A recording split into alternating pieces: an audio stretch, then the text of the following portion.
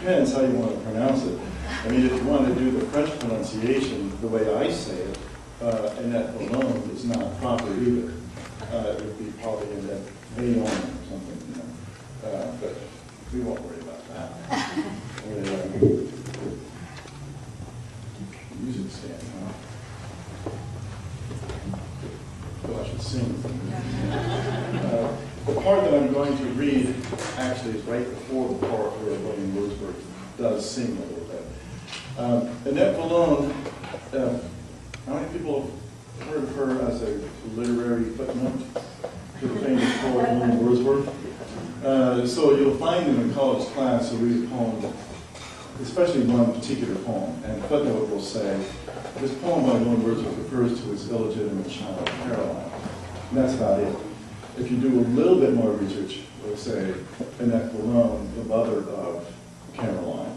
Sometimes Annette Ballone doesn't even get in there at all. Can you hear me okay? Because sometimes the microphone is not.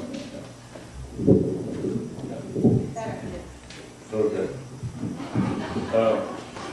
So when I saw that in college, I went, wow, there's a story there. Because the professor leaned forward and said, you know, William Wordsworth, he was hot in the Revolution, and he had this relationship with this French woman that had an illegitimate kid. That's a story. So about 20 years or more after that, I was teaching the same poem, and but no one yet has written about this, so I might as well give it a try. And the more research I did, the more I found out that she's an incredibly dynamic woman in her own right. Even though she's a literary footnote, she's much more than that. She's really a worker in the underground against the Reign of Terror and then against Napoleon for about 20 years. And I read documents in French that said, this is the most courageous woman in all of France for 20 years. So she saved people's lives from the guillotine. She was involved in prison breaks. She hid people. And a lot of this work she did on horseback. So that's where my animal thing comes in. It's very literal. Okay? So I'm writing historical fiction, so that, okay, well, I'm not going to do some love scene with William Wordsworth. Who knows what kind of lover he was anyway. And I won't do a prison break scene, I won't do a horse scene. And in this scene, she and William, she calls him Monsieur William, because you can probably figure out that Wordsworth is unpronounceable in French. So she really did call him Monsieur Woman.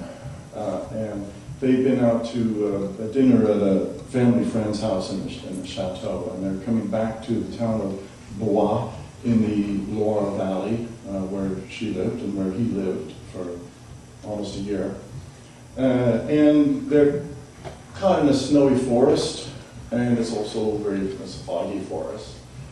And at this time, in the early days of the Revolution, there were brigands often along the roads. And so they've been surrounded by brigands, and they're escaping on horseback.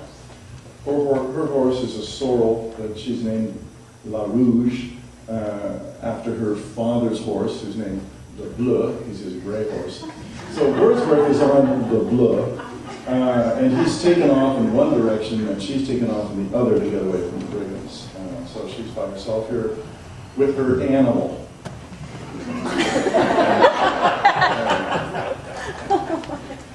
I reined her, La Rouge is female. I reined her from the more open chestnut trees into the pines. Boughs swished close over my bent head. My face was so close to Rouge's body, I could smell the earthy scent of her sweat beneath me, mixed with the smell of the pines rushing at me through the dim, fog-filled forest. The sound of hoofbeats behind me now muffled on the carpet of needles. I headed south, away from Blois, thinking my pursuers would naturally assume I would head toward town. I now only heard one pair of hooves following me. I rushed down a steep ravine similar to the one at the bottom of which I had shot the boar, but wholly alien to me. As before, I almost stood in the saddle to compensate for the steep, sharp descent, but this time I allowed no decrease in La Rouge's speed. A branch snatched my hat off halfway down. Pebbles and earth slid with us. At the bottom, a small stream ran through snow-covered rocks. It seemed colder down here. I heard no boost now above me. I rode down the middle of a stream, splashing in the growing dark, past roots as big as roof beams skirting the banks above me. The walls of the ravine grew steep on either side. I stopped finally by a little sandy bank. It was almost night here below. La Rouge stood quiet in the clear water, and I could hear my own heart pumping and the pulse beating in my throat.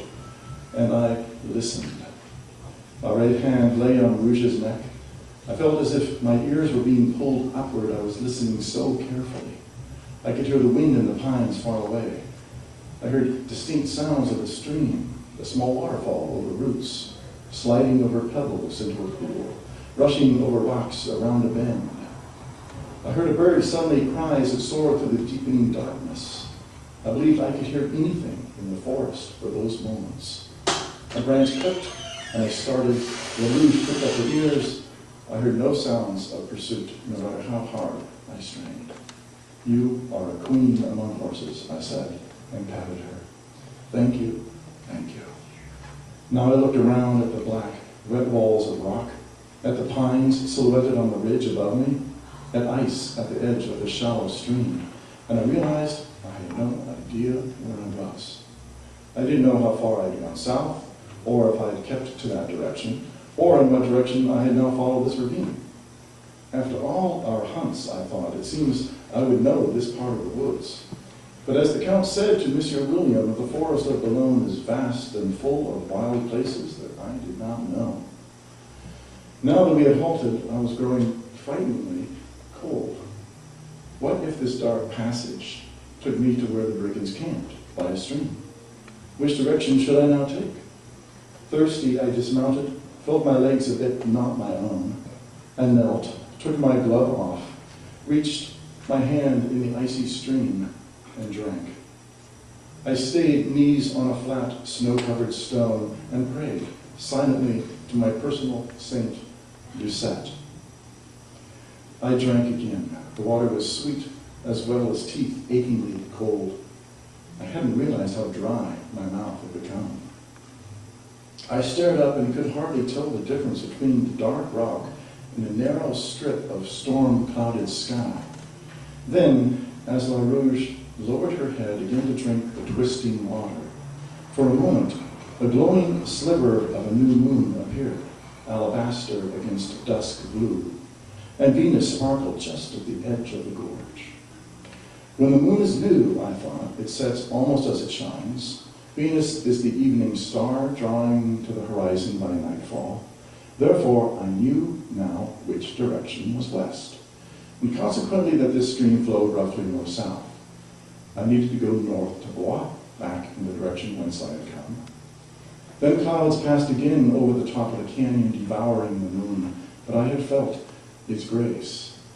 And I mounted La Rouge again and patted her. We're going home, I said, and the sound of her iron-shod hooves clattering in a stream blended with the sound of water over rock that echoed up the steep walls as we started into the cold night. My wool riding habit, sodden with river water and the sweat that comes from fear and exertion, clung to me under my cloak. I felt the coldness of the night on my bare head. Rain began slapping against the rocks and swiftly froze, causing La Rouge to stumble once on the slick rocks of the stream. Then the sudden hush as the first flakes floated innocently down. I looked and saw them spinning randomly through the still air. I usually liked this moment of the first rush of snow. I liked its silence and its peace.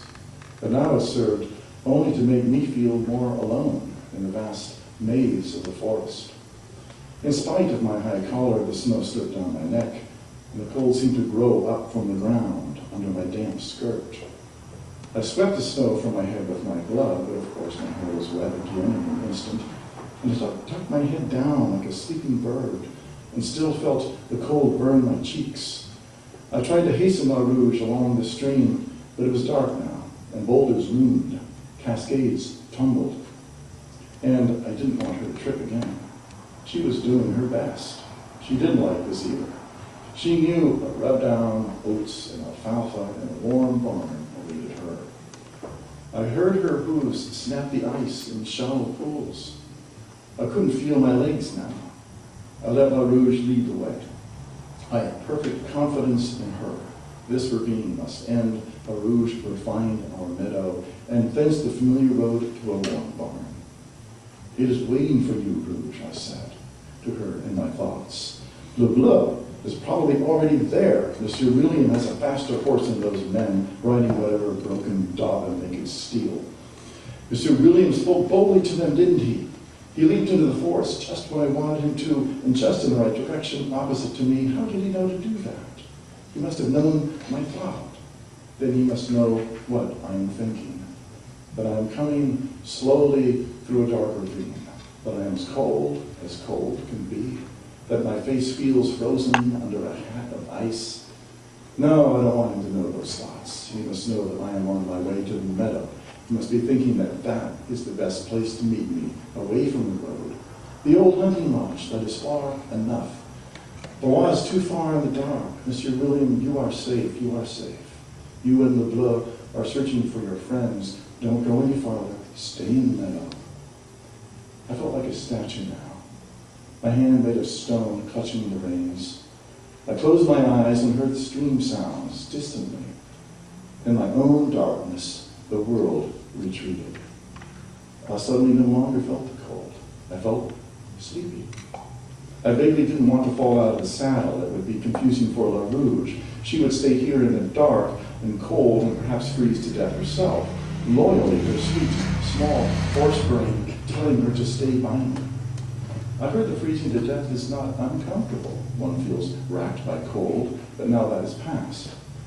I thought, one feels numb, then one feels sleepy. It's all rather comfortable after the cold is past. I opened my eyes on the dark world of a fallen chestnut, its roots lined with snow, and on its other side a steep slope.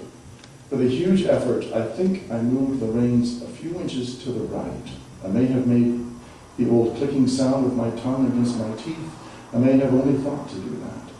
But a horse such as La Rouge, sensitive to the slightest nuance, knew my will. And she was glad to get out of the water and push herself up the snowy hill. At the top, I recognized nothing but night in the forest with a sweeping wind that brought the snow into my eyes. I remembered racing through pines with my father, but which grove was this? The world went on uninterrupted by thought or sensation, for I know not how long. Something made me force my eyes open. The snow had ceased, and there was only a thick mist. Perhaps it was my eyes. It seemed hard to focus. I heard a horse call out through the mist, and La Rouge answered. A dim shape emerged from the nothingness and spoke. The words rang senselessly in my ears. The figure coaxed the reins from my hand and led La Rouge. Thank you.